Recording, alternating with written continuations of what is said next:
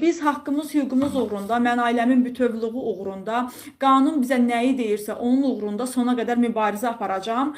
Bu yolun sonu bizim üçün yoxdur. Haqq və ədalət ya bərqərar olacaq, ya İlham Əliyev rejiminin dediyi kimi bizi dünyanın istənilən yerinə əlimiz çatır, sizi öldürəcək. Olsun, İlham Əliyev rejimi zaten cinayət etməyə öyrəşibdir. Çünki İlham Əliyev rejimi qatildir. Ancaq bir qatil sadə bir vətəndaşı heç bir terrorda, cinayətdə, heç bir insan alverində, heç bir belə deyək, zərrə qədər də cinayətdə əli olmayan sadə insanları hədəfə çevirirsə, bu qatildir, bu terroristdir. Bunun başqa adı yoxdur. Mən hal-hazırda Avropada mühacir həyatı yaşayıram. Mühacir həyatını yaşayanlar bu həyatın nə demək olduğunu bilir.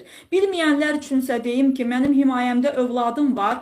Mən ölkəmdən məcburən sürgün edilmişəm. Mən ölkəmdən didərgin düşmüşəm. Ailəm parçalanıb və parçalanmış bir həyat yaşayıram.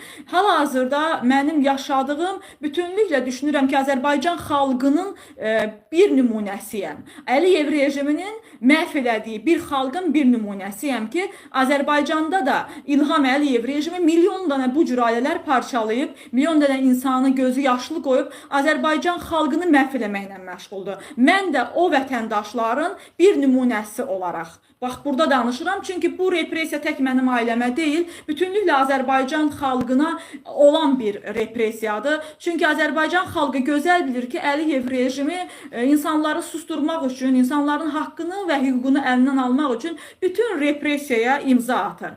Həyat yoldaşım bilirsiniz, Əfqan Sadıqovu öncə Tiflisdə şərlədilər, tutdular, böyük bir mübarizə apardıq, böyük bir mübarizəni göstərdik və Avropa Məhkəməsinin qərarı ilə ekstradisiya dayandırıldı, həyat yoldaşım azadlığa çıxdı. Azadlıq onun haqqıdır, ekstradisiya olunmamalıydı, çünki Əfqan cinayət etməmişdi, cinayət törətməmişdi, heç bir cinayət əməli yoxdur və bugünə qədər də İlham Əliyev rejimi və bu cinayətə imza atanlar Əfqanla bağlı bir dəlil və fakt, sübut ortaya qoya bilmirlər. Şər ata bilər, amma fakt və sübut lazımdır axı. Yəni bunu edə bilmirlər. Bu bir daha göstərir ki, bu rejimin iyrəncliyidir. Rejim sözdən qorxur. Rejim azad düşüncəli jurnalistlərdən qorxur. Rejim kölə etməyə çalışır və qarşındakı insanın azad düşüncəli və ruhlu insan gördükdə artıq İlham Əliyev rejimi özünə məxsus mexanizmləri işə salır. Hansı mexanizmdə Azərbaycan xalqı daha gözəl bilir. Və bilirsiniz ki,